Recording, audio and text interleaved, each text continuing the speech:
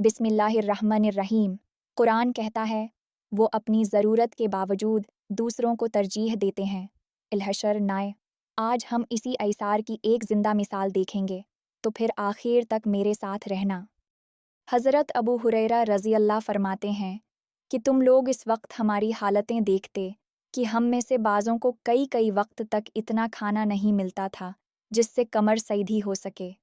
मैं भूख की वजह से जिगर को ज़मीन पर चपटा देता और कभी पेट के बल पड़ा रहता था और कभी पेट पर पत्थर बांध लेता था। एक मर्तबा में रास्ते में बैठ गया जहाँ को इन हजरात का रास्ता था।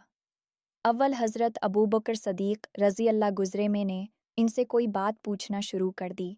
ख़याल था कि ये बात करते हुए घर तक ले जाएंगे और फिर आदत शरीफा के मुवाफ़िक़ जो मौजूद होगा इसमें तवाज़ो ही फरमाएंगे, मगर उन्होंने ऐसा न किया। गालिबन ज़हन मुंतकिल नहीं हुआ या अपने घर का हाल मालूम होगा कि वहाँ भी कुछ नहीं। इसके बाद हज़रत उम्र रज़ी अल्लाह तशरीफ़ लाए। उनके साथ भी यही सूरत पेश आई। फिर नबी अकरम सल्लल्लाहु अलैहि वसल्लम तशरीफ़ लाए और मुझे देखकर मुस्कुराए और मेरी हालत और गरज समझ गए और अरशाद फरमाया, अबू हुरैरा मेरे साथ आओ। मैं साथ बोलिया। हुजूर सल्लल्लाहु अलैहि वसल्लम घर तशरीफ़ ले गए। मैं साथ अंदर हाज़िरी की इजाज़त लेकर हाज़िर हुआ। घर में एक प्याला दूध का रखा हुआ था जो खदमत अक़दस में पेश किया गया। दरियाफ़्त फरमाया कि कहाँ से आया है। अर्ज़ किया फ़िलां जगह से हुजूर के लिए हदिया में आया है। हुजूर ने इरशाद फरमाया, अबू हुरैरा जाओ, अहले सुफ़्फ़ा को बुला लाओ। अहले सुफ़्फ़ा इस्लाम के मेहमान शुमार होते थे। ये वो लोग थे जिनके न घर था, न दर न ठिकाना, न खाने का कोई मुस्तकिल इंतज़ाम।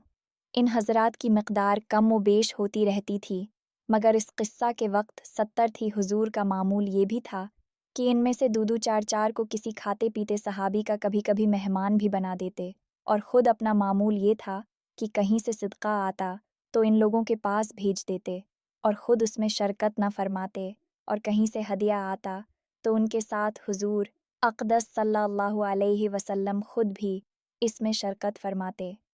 हुजूर सल्लल्लाहु अलैहि वसल्लम ने बुलाने का हुक्म दिया। मुझे गिरा तो हुआ कि इस दूध की मिक़दार ही क्या है जिस पर सबको बुला लाऊं।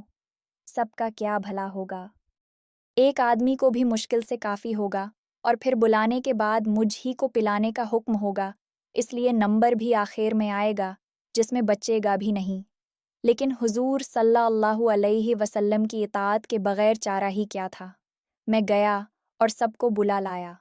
हुजूर ने इरशाद फरमाया कि ले उनको पला। मैं एक एक शख्स के प्याला हवाला करता और वो खूब सैर होकर पीता और प्याला मुझे वापस देता। इसी तरह सबको पलाया और सब सैर हो गए। तो हुजूर सल्लल्लाहु अलैहि वसल्लम ने प्याला दस्त मुबारक में लेकर मुझे देखा और तबस्सुम फरमाया। फिर फरमाया कि बस अब तो मैं और तो ही बाकी हैं। मैंने अर्ज़ किया कि बेशक। फरमाया कि ले पी। मैंने पिया। इरशाद फरमाया और पी।